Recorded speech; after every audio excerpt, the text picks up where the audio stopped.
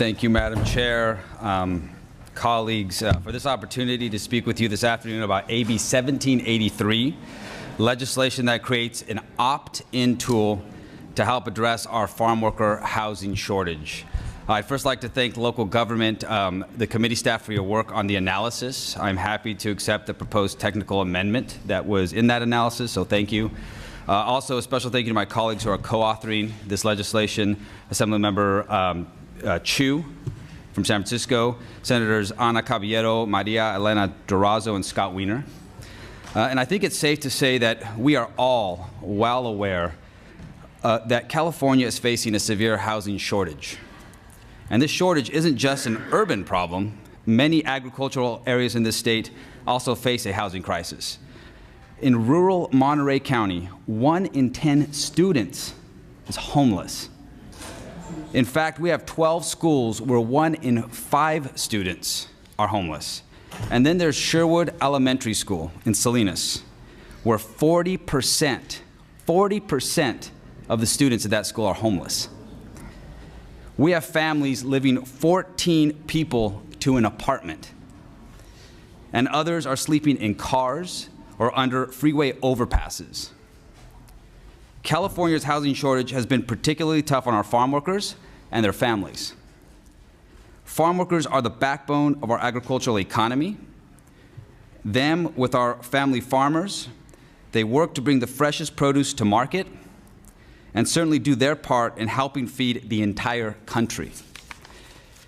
They work hard every single day with the hope that one day their children will be able to go to school, they'll be able to buy a home, have decent health care, and have the opportunity to live the California dream. Yet there are not enough affordable and decent places for them to live. And I believe that we all of us in this room and in this legislative body, have a moral responsibility to act. AB 1783 creates an opt-in, streamlined process to build farm worker housing on agricultural land. It sets quality standards to ensure that the new housing is dignified, family-friendly, and puts safeguards in place to protect the environment. Look, there is no silver bullet, as we've seen in this hearing here today, to solve this housing crisis. But AB 1783 is a significant step forward. Essentially, this bill creates a toolkit. It creates a tool for our farmers to use if they choose to use it. If they would rather not utilize it, they can continue to seek permitting to build housing just as they would right now. I've spoken to local farmers who have thanked me for introducing this bill because they would utilize this tool, this option. Many local governments are in strong support of this bill. Cities and counties have come together to support this effort because it is the right thing to do. Santa Cruz County Farm Bureau has also come out in support of this bill. As many of you know, I am new to the California Assembly. And as one of your news colleagues, I think it's important for you to know that I can speak on this issue. I can speak about the importance of farm worker housing from firsthand experience. Because you see, my grandfather was a farm worker at Almaden Vineyards in Piscinas, California. He, with my grandmother, my mom, who was a single parent, they raised my brother and I. I grew up in farm worker housing. I lived with 10 members of my family. Our housing complex was located right beside the vineyard where my grandfather worked every single day. Our housing was very, very basic, but it was decent. In our small 2-room home, it gave our family the opportunity for a better life. Farm worker housing allowed my family the chance to get out of the fields and into the classroom. But many farm workers then and now are not so lucky.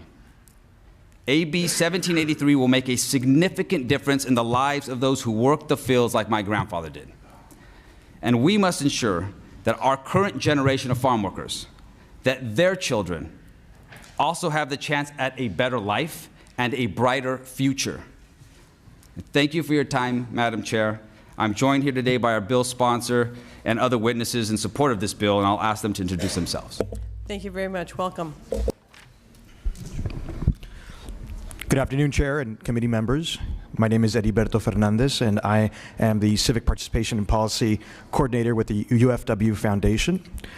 Too many California farm workers suffer horrible and inadequate housing and conditions built on farm worker housing system created in the beginning of the last century. Labor camps did not have tenancy protections. Labor camps did not have Title 24 regulations. They did not have rent stability. Labor camps were cold, damp, and indecent. And they were controlled by employers. Today, farm workers live in garages, in barrack-style housing, trailers with no air conditioning that makes summer living brutal. If I may share what farm workers themselves are saying, Apolinar Cruz, a wine grape worker in the Santa Rosa region, says, quote, rent for an apartment or studio is $2,000 or $2,500, depending on the place. For me, he says, that's too much money. Efrain Garcia, who is now homeless after 39 years working in the field, says, quote, to warm up my food, I'm always bothering my friends, asking to please allow me to make myself a taco. Assemblymember Robert Rivas' Farm Worker Housing Act proposes two simple solutions: empower good actors to build farm worker housing and do it so quickly, and also prevent state money or benefits from supporting a flawed federal program or conditions that hinder a farm worker's freedom and ability to live free of control. We ask for your consideration. Thank you. Thank you. Welcome. Welcome. Good afternoon, Chair, members. Chris Butcher, Thomas Law Group. I'll be brief and say that this is a voluntary bill, and we're here to answer any technical questions that the committee may have. Thank you. Are there any other witnesses in support? Madam Chair, members, Lori Johnson on behalf of the City of Salinas in support. Brian Augusta with the California Rural Legal Assistance Foundation in support. Anya Lawler with the Western Center on Law and Poverty in support. Luis Morante with California INVI in support. Nicholas Chavez on behalf of the United Farm Workers in support. Thank you. Mark Landgraf, Santa Clara Valley Open Space Authority in support. Good afternoon again. Alfredo Redondo, President of Priority Strategies. If I may, normally you see me here on behalf of conservation and environmental groups. Here today on my own accord.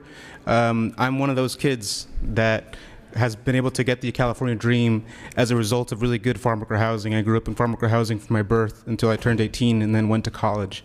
The importance of this bill can't be overstated. So definitely encourage your support. And yeah, I just wanted to mention too that ultimately the ability to have this kind of housing is what allows people to come out of poverty. Because if you're not able to address these fundamental issues at home, and you're having to worry about, you know, not only where you're gonna get the next meal, but having a roof over your head, it makes it extremely difficult.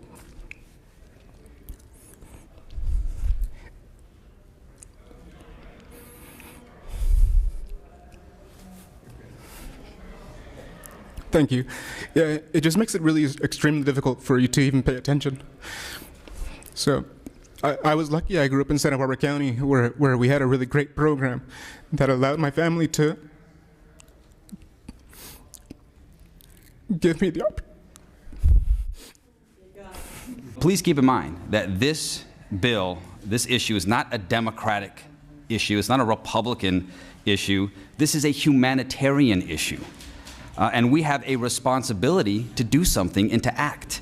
This is, you know, by no means an exhaustive bill. I mean, there's a lot of needs in agricultural workforce housing, and I intend to build, you know, upon the foundation of this legislation and continue to address the needs to support agriculture. You know, I respectfully ask for your support. Our farm workers certainly need your help, and let's keep the California dream alive for them and certainly for their families. And again, I appreciate the time and respectfully ask for an aye vote.